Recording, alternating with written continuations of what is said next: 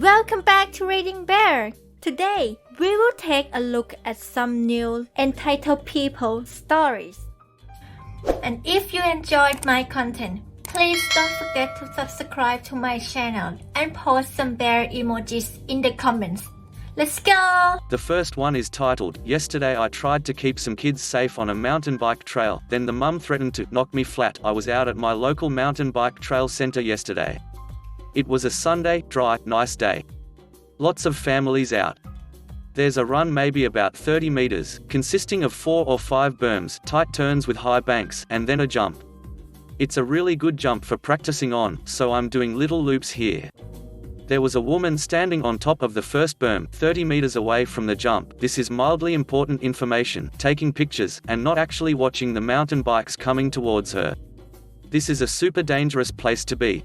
If someone comes in wide on the berm or slides over the crest, they're taking her down with them. She's not technically in my way though, so I just kinda think, your funeral, and get on with my riding. I do a few loops on this little stretch and then after maybe 4, there's a toddler, basically as young as I've ever seen someone ride a bike without training wheels, whatever age that is, and maybe 6-year-old, just kind of frolicking on top of the jump. I yell, "Move out the way," a few times. They don't. I swerve off the trail, come to a stop, double back, and tell them, in a tone I would describe as very stern but not scolding, that hanging out not moving in the middle of a high-speed mountain bike trail is not only dangerous for me but extremely dangerous for themselves. At this point, berm lady is jogging over, screaming, not yelling, screaming, "Do not talk to my children like that." So I tell her, or attempt to, she's just repeating her screaming at me at this point, that I wouldn't have to talk to her children if she had been keeping them safe, or had taught them how to stay safe in what is an inherently dangerous environment. At this point she says, "I'll knock you flat." At which point I tell her I will defend myself if she attempts to touch me or my bicycle in any way. She then plays the victim and says, "I can't believe you'd hit a woman. I can't believe you'd threaten me." I tell her. For reasons I still don't really understand, at this point I begin again trying to explain how dangerous her children's behavior was not just for me, but for themselves, but she just keeps shouting, "Who do you think you are?" I say, "My name is Op," but she cuts me off with, "I don't care who you are." So I asked her, "Then why the duck do you keep asking?" She then demanded I apologize to her daughter for swearing, and I told her she'd lost the right to ask me to do anything and expect me to accommodate when she threatened me. She repeats her demands, and over her non-stop screaming I attempt to tell her that I promise hearing me say duck is a lot less dangerous to her toddler than being mowed down by a mountain bike. I swear to God, something about having children that aren't old enough for a parent to have grown to resent just a little bit turns people into bloody psychos. The next one is titled, "M freaks out because her kid can't pet my dog." This happened several years ago and to date is the most abrasive interaction I have had with other folks in public regarding my service dog, who is now retired. M, entitled Mum, EK, entitled Kid, SD, service dog, me, self-explanatory. I was maybe about 21 at the time and was in the beginning stages of really learning to be an adult on my own at the time.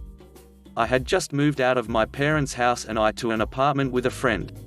Before this, I still lived at home with my parents and usually just went to school, work and didn't often go places alone because I'm kind of a homebody. So between school, work and the odd outing with my parents or friends, everyone usually around me was really respectful and familiar with my service dog and my general rules about her. I didn't have issues usually, and if I did, someone less anxious and more assertive was usually there to help me. This was no longer the case after I moved out. I was out and about running some errands on my own, which I was beginning to enjoy doing, with my service dog at my side. Along the way, I realized I hadn't eaten in a while and decided to stop at the food court of the mall I was in right then for something quick and tasty. I got my food, found a seat, and began to get my SD focused and prepared to go through our usual process so I could get started on my meal. I'm not secretive or anything personally, and usually I'm down to discuss my dog and educate if I have the time or energy with someone who is polite and well-meaning. I have a really intense food allergy, so that's what she is for. She also knows how to bring me a handful of objects on command, like an EpiPen, inhaler, or just lay down next to me to give me access to meds carried on her harness. It's really important that she not be disturbed while I have her check things, because a missed alert can be life or death for me, not to be dramatic or anything. Breathing tends to be important. So I'm about to go through the process of having my dog do a check for me when I see a child making a beeline for my SD. She is harnessed, clearly and boldly marked and not facing this little girl. That doesn't matter though because the child is clearly too young or excited to read. EK, puppy. I placed a hand out instinctively just in time to keep her from touching my dog, who is still set to do her check thankfully. I try to be understanding with kids but I have a few hard and fast rules. I never reward attempts to touch without asking. I will stop and thank polite children though. Each situation usually gets a conversation from me about how important working dogs are. However, even with polite children I do not stop my dog mid-task for my own safety. Me, oh no, honey. Please don't touch the puppy. She has a really important job and she is working right now. This is usually a good enough explanation for most children about 2 and up. Not this one though because she immediately starts crying. I am talking full on pouring tears and a red face as she screamed loudly in the busy food court. I looked around for a parent and locked eyes with a round, blonde woman who was apparently staring icy daggers at me. M, why are you touching my child? EK, puppy. I want the puppy. M marches over to me from her table and demands that I just let her child pet my dog. I could feel the heat on my neck. I was so embarrassed at all the staring faces. Me, I'm sorry, I really can't do that. This is my service dog and she's working right now. If I let her get distracted during her task, I can get really sick or even worse. M, service dogs are for disabled people. You obviously aren't blind and you don't look sick. Me, thanks. That means she's doing a good job.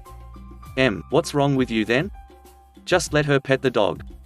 The child is carrying on incoherently during this exchange and has now thrown herself on the floor. My SD is not engaging her but is fond of children so she is looking at her with concern. I get more irritated because I will have to wait longer to eat now. Me, that's none of your business. Nobody is petting the dog. Can you please leave me alone? Your kid shouldn't be running at large dogs she doesn't know anyway. M, I bet you're just faking it. I don't think pit bulls can even be service dogs. Me, any breed can be a service dog, lady. Please go away and take your daughter with you. M looks like I just slapped her in the face. She could tell I wasn't going to budge. She picked up the small screaming child, walked back to her table and put her in a stroller. She gathered her stuff and left. I breathed a sigh of relief and decided to check my phone for a minute so my SD could forget the ordeal and reset. I figured it was behind me and I could go back to what I was doing. Oh, how wrong I was. Just a few minutes later, I could hear the screech of an M heading back into battle. The child was still crying and this time she was accompanied by a security officer. M, there. That animal bit my baby. My eyes probably looked like they were going to fall out of my head. I knew people had weird hang-ups about breeds but this lady had just been demanding her kid be allowed to pet my dog. I couldn't believe it. This particular security guard looked like he didn't want to be mediating between adults at all. He asked me if it was true and I of course said it wasn't. I told him that the child had run up to my dog and the mother was mad I wouldn't let my dog be pet. He asked if she was a service dog. I confirmed she was. He asked if she was trained to do a task to mitigate a disability. I confirmed she was. M, she's lying.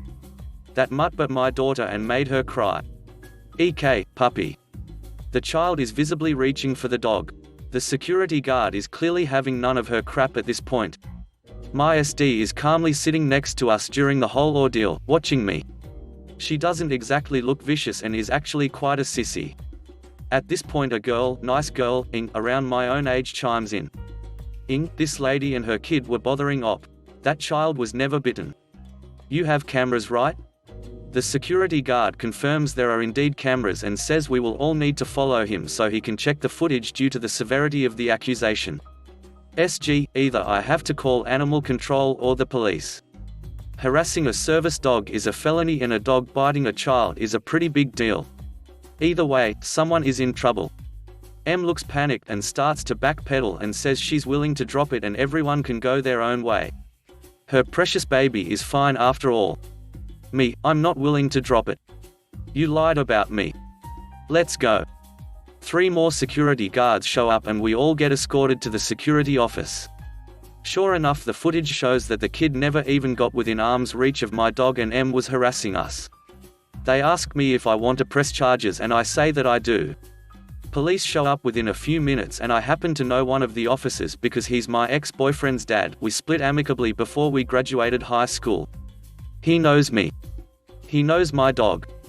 He loves my dog and has said she's one of the best trained dogs he's ever met. I usually wouldn't be petty, but I excitedly greet him. He smiles and asks if it's okay to pet SD at the moment. I thank him for asking permission and say of course. M looked like she could just throw something. The other officer takes my statement. In the end, the officers see the footage, M gets arrested and extra charges thrown on for resisting arrest and assaulting an officer. It was pretty wild. And my first real experience with entitled people on my own. The charge for harassing my SD ended up getting dropped, but the other 2 charges stuck. I didn't care too much about that, but hopefully she learned a lesson. I also did eventually get to eat. The next one is entitled Mother Pops Football, Soccer Ball when it goes over her side of the fence. Her kid becomes a bullying target at school. When I was 10, I would play football, soccer for you Americans, with my cousins who visited my home during the holidays. We will call them Bruce and Robert for the sake of keeping identities safe. While playing football, me and Bruce tried the overhead tricks a few times, and one of these times led to the ball flying over the goal and into my neighbor's back garden.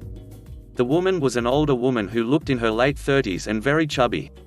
Long brown curly hair, and a dress that made her fatness very apparent. Her son actually tried to take the ball when it went over, and me and my cousins were screaming angrily about him being at the IF for trying to keep our ball that belonged to us. My 2 aunts, who we will call Sally, Robert's mum, and Allison, Bruce's mum, came out after hearing the shouts, and demanded the ball be given back to us. The M smirked at us, before digging her nails into the ball, and bursting it. The loud bang had caused us to get angrier, and me and my cousins actually jumped over the fence together to snatch back the popped ball. The M slapped me and told me, if you didn't want it popped, you wouldn't have kicked it over the fence. This is your fault. I cried when the son started laughing at us, and I shoved him into his freezing cold pool before jumping back over. Ever since that day, I have been very apprehensive of interacting with neighbors. I got that ball for my 10th birthday.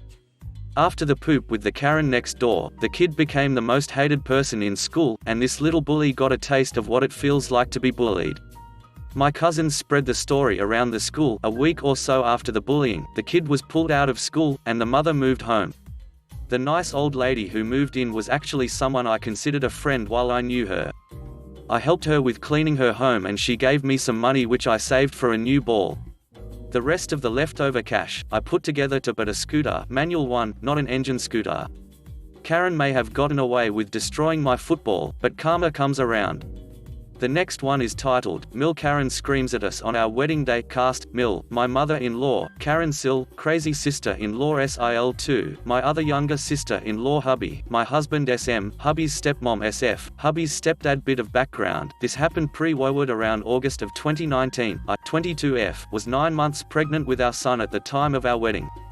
My Mill is a literal Karen, that is her real name, and she lives up to it. On top of that, my Sil, 19F, has taken after her mother unfortunately and is the same level of crazy.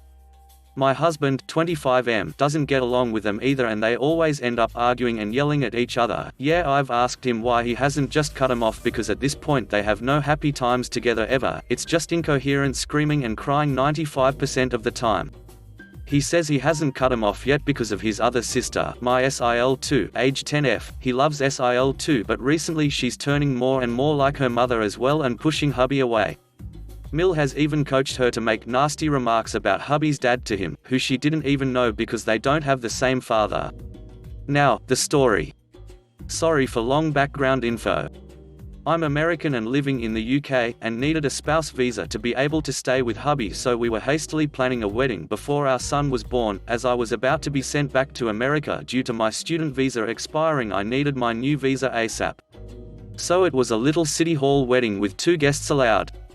Since none of my family live in the UK, hubby invited his 2 parents, of course, Mill and Phil. Fine by me, his dad is cool and I could handle dealing with Mill for 20 minutes. When hubby told his mother that he was inviting her and his dad to the wedding, she flipped her crap. She started screaming at hubby, saying things like, "I am not standing next to that awful man. He threatened my life. I don't want to be anywhere near him for any amount of time. I don't feel safe near him. Yeah, note that Phil is one of the nicest people I've met, and it's actually Mill who has not only threatened Phil's life and nearly ran him over in her car, she's also thrown sharp objects at him and physically abused him. They divorced many years ago when hubby was still a kid. She cheated. They're both remarried now and have nothing to do with each other. Though when hubby brought this up with Phil, he said he would have been fine just standing next to Mill for a 20-minute ceremony. They wouldn't have even had to speak to each other. Hubby came back to Mill and told her, well, that's who I want at our wedding. If you can't stand there and be civil for 15 to 20 minutes, then just don't come. I'll invite SM, stepmom, Phil's wife, instead. This led to Mill sobbing again. Hubby just didn't care and walked out. She then turned to me and asked how could he ask her to stand next to such a godawful man for any amount of time, and asked if I could talk hubby into disinviting Phil in favor of inviting her and SF, stepdad, Mil's husband, instead. I said no, they're his parents and he can invite whoever he wants. Hubby works in the army and was away most of the week as his camp was 2 hours away from where we were living at the time, which was unfortunately Mil's house as we were in between houses at the time. While he was away a few days before our wedding, Mill cornered me in our bedroom. She threw a full-blown tantrum about how I was taking away her right to see her firstborn son get married, and that all this is my fault. Me, being an over-emotional and hormonal pregnant woman, sobbed back at her that we never uninvited her and that she was still welcome to come. She snapped back, you essentially uninvited me when you decided to invite hubby's dad. I said to her that Phil has every right to be there as much as she does, and once again that it was hubby's parents, so it was hubby's choice. I didn't say it, but according to hubby all the bad things and the abuse that happened was on her end, not Phil's. I reminded her that she actually has the chance to go while my dad doesn't have the opportunity at all to see his firstborn get married. He didn't have the money to fly over from America. He would never get to walk me down the aisle, he would never get to give me away, he couldn't even watch. That didn't stop her, I just let her rage at me for another 10 minutes while I zoned out at that point before she stormed out. Hubby wasn't happy when I told him what happened. Skip to our wedding day, Mill has decided to take a ducking vacation and is long gone. Now screaming at hubby that how dare we have our wedding when she can't attend. This has set Sil off, who is still at the house, and she's in a bad mood saying, how could we do that to her poor mother? Hubby ended up having to borrow SF's shoes with SF's consent for the wedding, but when Sil saw hubby walking out with SF's shoes, she exploded in the same way Mill does and shouted at him about what a degenerate he is and he can't just steal shoes from his stepdad when they aren't home. This led to a big argument with her and hubby on our wedding day. Mind. We left the house with hubby pissed off. The nerve of Sil to scream at him on his wedding day over something not only trivial but something he had permission to do is something I've never gotten over. She never even apologized to this day. The ceremony was short and sweet but still the happiest day of my life. Phil and SM attended and then took us out for a fancy lunch, then we parted ways so hubby and I could enjoy the day together. Hubby and I went and got dessert at a nice gelato shop and it was going well. While we were there we updated our social media statuses to married. Not a good idea apparently, because while we were sitting there enjoying our gelato, hubby's phone rang and it's none other than Mill. Hubby picked up thinking it was going to be her congratulating us, but I knew better. Immediately she began screaming at us again, which drew the attention of others in the shop, saying, how could we do this to her yet again on her special day, knowing well she couldn't even be there with us. Confused, hubby asks what we've done this time to set her off. It was my right to tell the family my son is married and you took that away from me too. I had to hear it from my sister that you had already updated your FB status and now the surprise is ruined. I already couldn't come because she, referring to me, didn't invite us. Hubby just hung up. She's fake AF, she tries to act nice but I can still see the resentment she has for me because apparently it was my fault she couldn't stand next to the man she cheated on for less than 20 minutes for her son's sake. I just want to cut her off but hubby keeps saying yes when she asks to come over. I ask him why and he just says, I don't know why I keep letting her in. So now she's coming over this weekend and quite honestly I might snap at her for the comments she made about our son. No happy ending, she's still in our lives because hubby can't cut her off for some reason. Maybe it's just because she's his mum, despite all them doing is fighting and leaving him pissed the rest of the day. I expect there to be fighting when she comes over to be honest. But I have made it clear I am not going with him when he goes to visit her and neither is our son, he can go alone. She undermines our parenting and our son always comes home ill after being over there. I would never force hubby to cut her off. I don't know how a mother-child bond feels as I didn't have a mum. I can't even imagine how he feels. Thanks if you made it this far. The next one is titled, you know those stories where a Karen starts bugging you on a train and you have to call the attendant to save you? Well, what do you do when the attendant is the Karen? I don't know if this counts as an entitled parent since she mentions a grandchild only once, but I think it fits. And mods, before you remove this for saying the name of the railroad, read the very end. Backstory: so I'm on vacation with my family in Colorado. We landed at Denver Airport on July 5, 2019. From Denver we began doing random tourist attractions in Colorado, mine tours, scenic train rides, national parks. After a day in Denver, July 6th, we went to Alamosa, Colorado. Then, the next day, July 8th, we rode the Rio Grande Scenic Railroad. The train was entirely first-class seating. Only one car had been filled and the train was around 6 cars long. Open-air car, coach, full dome, rear observation. The host said that we could go anywhere we wanted on the train except the engine, of course, at all times unless it was cordoned off, remember this. So all was fine in the morning. We got up early, got donuts at Walmart, and drove to the train depot. After an hour of waiting, we boarded the train and left, heading towards Blanca, Colorado. An hour later we get there and pick up the rest of the passengers. Then lunch is served. We are well on our way into the Santa Cristo Mountains when my twin brother ventures his way into the vestibule at the rear of the train, where you can look out the back. That's when Karen comes in. K, Karen, what are you doing back here? MB, my brother, I'm looking out the vestibule. K, why don't you go into the open-air car? MB, he had been out there with my dad right before this and it was hecka loud as it was right behind the engine, was at notch, run 8, that's really loud and I'd rather look out the rear of the train. K, I told you to go into the open-air car. Now go out there.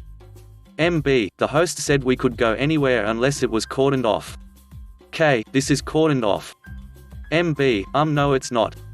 Karen storms away in a huff. I'm still in the dome car, oblivious to this. K, my brother told me after the incident on the way back. But when the train starts to go downhill, she comes back and says this to MB, K, now we're going downhill. Get in the open-air car as there is no noise now. MB, who once again ventured out to the open-air car, only to find that the locomotive has turned its dynamic brakes on, it makes a very loud whining noise. Well, now the dynamics are on and that makes just as much if not more noise. K, dynamic braking. Stop making things up. I've worked here for years and I've never heard of them. MB, yeah, just leave me alone. Karen walks back out, and doesn't re-enter until we reach La Veta, in Colorado. Once we arrive at La Veta, Colorado, we are handed maps of the town for our 1-hour break. We decide to hang around the park immediately next to the tracks, when my dad decides to take a picture of the taillight of the Cormet Club, the car on our rear. He walks out to take a picture, he has to stand on the tracks, when K comes back. K, hey, get away from there. There is a train coming. D, Dad, I just want to get a picture of the taillight. K, well there's a train coming. Move. Keep in mind he is directly behind our train, so if a train did come, there would be a wreck. D, whatever. Then we went to an ice cream shop to get as far away from K as we could. But there's still the return trip, so we board the train, and leave the dome car to go to the open-air car, now at the rear of the train. Me and MB sit down and enjoy the view as seen from the back. We pass some roads until we are back into the mountains. We pass through Occidental, Colorado, and that is when K comes and decides to annoy us again. We are pointing at some flipped-over hopper cars that has a bear on them when K comes back. The following conversation went like this: K, why aren't you in the vestibule now? You said it has a good view. MB, because we like looking out the rear of the train and that is now the front. K, just do what I say. Haven't you learned to respect your elders? She's like 50 or 60. Me, that would be me, of course. Well, we don't know you and you need to stop bossing us around like you own the train. K, my 6-year-old granddaughter is more behaved than you. MB, sure. K, me, in head, well my baby cousin, 4 months at time, is more behaved than you. K, move away now. Me, well we can be anywhere on this train that we want. Kay leaves us, again, and we go back to enjoying the ride. A few minutes later she comes back, but now is trying to act all nice and concerned for well-being. Kay, please move away from the back, as the emergency brake is very touchy and I wouldn't want you to get in trouble with the railroad. She has a smile that says that's exactly what she wants. Me, okay fine. You found a valid excuse. Me and MB go to sides of the rear, not near the emergency brake, so a few minutes pass by and our parents call us over for a snack. But it turns out Karen was spreading rumors now. Mum, here, come and have a snack. Me and MB begrudgingly walked over. So how's the trip? Me, good. MB, yeah. Why did you move from the back? MB, because Kay said she didn't want us to mess with the emergency brake. D, that's what I thought. She was also spreading rumors that you were hanging your feet off the back of the train we were sitting so we wouldn't get tired. Ironically, the next day we stood up for over 8 hours on another train. Me, what? That was her? D, yes it was. I saw her talking to them first. He points at a family of 3, a mother, a father, and a child, around our age, who was also at the rear with us. That is so not cool. She really should lose her job. She can be entitled sometimes too, but in this case it was the truth. Me and MB go back to where we were, and a few minutes pass. Then 3 younger kids show up and go to where we were earlier. K1, a girl of around 9, the view is so much better back here. MB, I know right. K2, a boy of around 7, what's this? Points at emergency brake. Me, oh. That's the emergency brake. Don't touch it or else. Car. K3, a boy of around 8, starts to try to turn it. MB, stop. Don't touch that. K1, why? MB, because you're going to stop the train and get that Karen on your back. AK, all kids, ignore us. Well, me and MB say screw it and went back to the seating so Karen wouldn't blame us. Of course, she still would, or before she came back and got mad at the kids. However, she saw them and didn't do anything about it. That's when my dad went over to tell them to stop. D, please stop. You don't want to stop the train, do you? AK, okay. They stop playing with the emergency brake. D walks away, but then they start playing with the ladders. The ladders on this particular car folded in and became part of the floor when they weren't in use. To fold them down, and to swing part of the gate out to allow the stairs to lock in down position. Fortunately, they didn't figure out how to swing open the gate, cause otherwise one of them would have fallen out. They could still lift the stairs up a little, but it wasn't enough. Eventually I got sick of the racket. Me, please stop, you shouldn't be doing that and it is making a lot of noise. AK, alright. Just then their mum came into the car. Trademark, their mum, come on kids, let's go back into the dome car. We are nearing the summit and I want to be there for the rest of the ride. AK and Trademark walk away. However, K still hasn't left. After they leave, she comes up to us. K, stop scaring off people. They are paying costumers and didn't pay to have someone harassing them. Me, neither did we. K, wait, who's harassing you? I never saw anyone near you besides those poor kids. MB, just go away. K does as she's asked, for once. I think it's really funny that she didn't know I was talking about her. She never did bother us again for the rest of the ride. I think she figured out that I meant that it was her who was harassing us. I enjoyed the rest of the ride Karen free, and went to Chili's after we got back to Alamosa. But there's more. 2 months later, the railroad declared bankruptcy and began selling assets. So, unless another company comes along, buys new engines and rolling stock, they are permanently closed. So this Karen messed up what may very well be my only ride here. So, thanks a lot Karen.